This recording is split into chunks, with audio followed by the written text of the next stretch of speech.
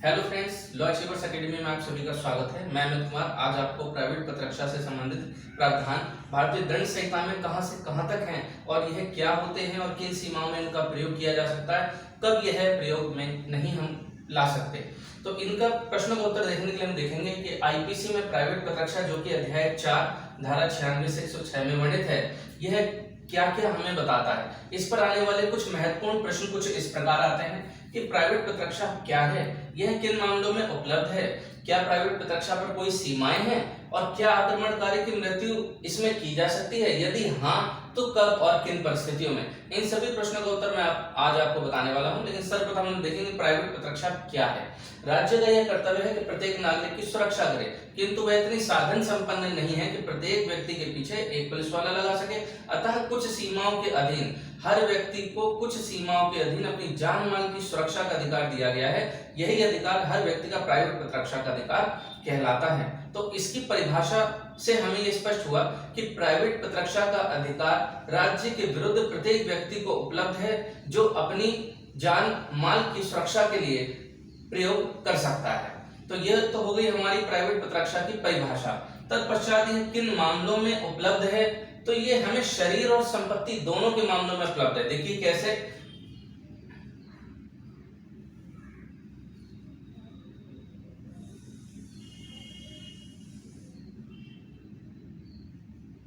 Private पत्रक्षा हमें शरीर एवं संपत्ति के विरुद्ध प्राप्त है। तत्पश्चात फिर ये प्रश्न आया कि क्या इस पर कोई सीमाएं हैं, तो इसकी सीमा हमें धारा 99 में बताई गई है।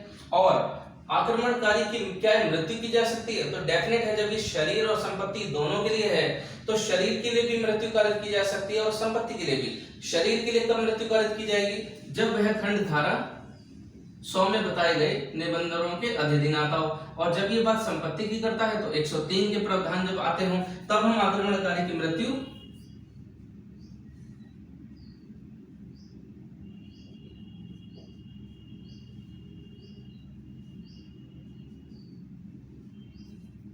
शरीर और संपत्ति।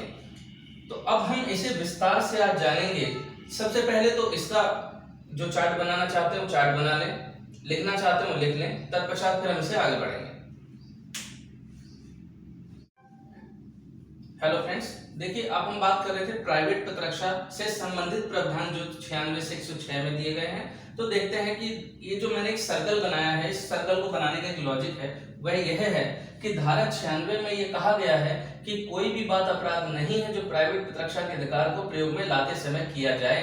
तो अतः मैंने इसे एक सर्कल में बंद कर दिया, एक सीमा के अंदर बता दिया ताकि हम इसे समझ सकें। तो 96 के जो सर्कल है इसका औचित्य आपको समझ में आ गया होगा कि कोई बात अपराध नहीं है जो प्राइवेट पत्रक्षा के अधिकार को प्रयोग में लाते समय किया जाए।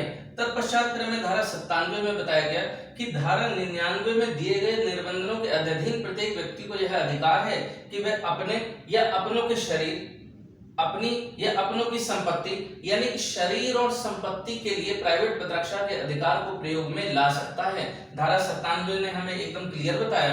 तत्पश्चात बात आती है कि धारा 98 जो हमें बताती है कि प्राइवेट पत्रक्षा के अधिकार का प्रयोग सामान्य व्यक्तियों के विरुद्ध तो प्राप्त है ही है, साथ ही साथ जो ऐसे बच्चों के विरुद्ध, विकृचित व्यक्ति के विरुद्ध एवं मतता के अधीन किसी व्यक्ति के द्वारा किए गए कार्य जो सामान्यतः उस दृष्टि में अपराध नहीं है, किंतु हमें प्राइवेट पत्रक्षा का वही अधिकार उपलब्ध कराते हैं जैसा कि एक सामान्य व्यक्ति के विरुद्ध हमें प्राइवेट पत्रक्षा का अधिकार उपलब्ध होता है। तत्पश्चात हमें धारा 99 में सीमाएं बताई गई हैं। तो ये सीमा हम देखते हैं कुछ विस्तृत तरीके से। देखिए सीमाएं, प्राइवेट पत्रक्षा लोक सेवक के कार्य के विरुद्ध प्राप्त नहीं है, ऐसा बेयर एक्ट के अंदर लिखा है, किंतु हम आपको बताते हैं कि प्राइवेट पत्रक्षा लोक सेवक के कार्य के विरुद्ध भी प्राप्त है यदि उसके कार्य से मृत्यु या गुरुपति की युक्त आशंका कारित होती है।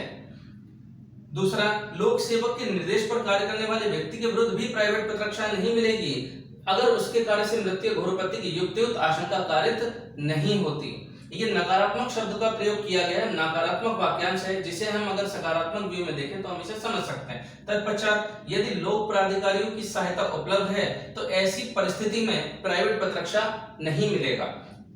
नंबर 4, आवश्यकता से अधिक बल का प्रयोग करने पर प्राइवेट पत्रक्षा नहीं मिलेगा। तो ये 4 प्रकार की सीमाएं हमें धारा 99 में बताई गई हैं। ये 99 हमने यहाँ सीमाओं के रूप में लिखा है। फिर बात करते हैं क्या आक्रमण, हमारा अगला प्रश्न है कि क्या आक्रमणकारी की मृत्यु कारित की जा सकती है, यदि हाँ तो कब, किस प्रावधान के अनुसार। धारा 100 में दी गई है बातें 7, वो कहती हैं कि आप किसी भी परिस्थिति में, जो धारा 100 के अधीन 7 परिस्थितियों में कोई कृत्य आता है, इन परिस्थितियों में आक्रमणकारी की मृत्यु कारित की जा सकती है। वहीं कहा गया कि मृत्यु कारित करेंगे 100 में दिए गए उपबंधों के अनुसार, जैसे ऐसा हमला जिसका परिणाम युक्तियुक्त रूप से मृत्यु होगा, ऐसा हमला जिसका परिणाम युक्तियुक्त रूप से घोरोपति होगा, ऐसा हमला जो कि बलात्कार करने के आशय से किया जाए, ऐसा हमला जो कि प्रकृति के विरुद्ध काम तृष्णा के लिए किया जाए, ऐसा हमला जो किसी व्यक्ति को किडनैपिंग या एबडक्शन के लिए किया जाए, ऐसा हमला जो किसी को सदोष परिरोध करने के लिए किया जाए। तो ये 7 बातें यदि होती हैं तो हम वहां पर आक्रमणकारी की जान ले सकते हैं। शरीर की प्राइवेट प्रतिरक्षा के अधिकार को प्रयोग में लाते समय आक्रमणकारी की मृत्यु कारित की जा सकती है। ध्यान देंगे धारा 101 कहती है कि आक्रमणकारी की अगर ये 7 खंड नहीं है, 7 से कोई और है जो 100 में नहीं दिया गया, तो उन परिस्थितियों में मृत्यु न करके कोई अन्य अपहानि कारित करने तक का प्राइवेट प्रतिरक्षा का अधिकार 101 में दिया गया। वहीं हमें 102 में टाइम ड्यूरेशन बताई गई है कि प्राइवेट प्रतिरक्षा जो शरीर के विरुद्ध हम प्राप्त करें वो कब से कब तक प्रयोग कर सकते हैं। तो बताया गया कि 102 में जैसे ही शरीर के विरुद्ध प्राइवेट प्रतिरक्षा की आशंका प्रारंभ होती है वैसे ही पीढ़ी शुरू हो जाता है, जैसे ही आशंका समाप्त हो जाती है हमारा प्राइवेट प्रतिरक्षा अधिकार समाप्त हो जाता है। तत्पश्चात फिर बात की गई 103 में संपत्ति के विरुद्ध प्राइवेट प्रतिरक्षा के अधिकार का प्रयोग में आक्रमणकारी की मृत्यु की जा सकती है। 103 लूट, रिष्टि, अग्नि द्वारा रिष्टि, गृह अतिचार, चोरी, लूट, रात्रि गृह भेदन, इन कंडीशन जो धारा 103 में 4 खंड दिए हैं, चारों बातों के अधीन आक्रमणकारी की मृत्यु कारित की जा सकती है।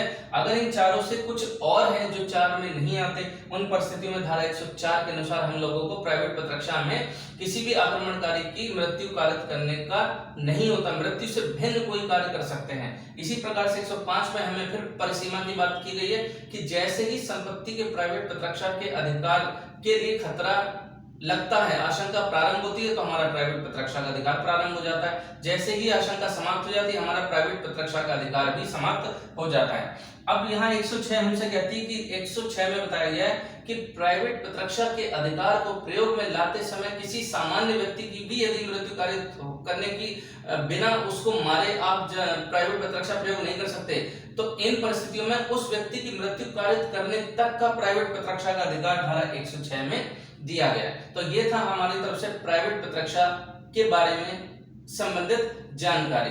तो मैं आशा करता हूँ आप सभी को ये बहुत ही लाभदायक, यूजफुल होगा एग्जाम की दृष्टि से और समझने की दृष्टि से। ठीक है, अब हम अगले वीडियो में आपको आगे बताएंगे।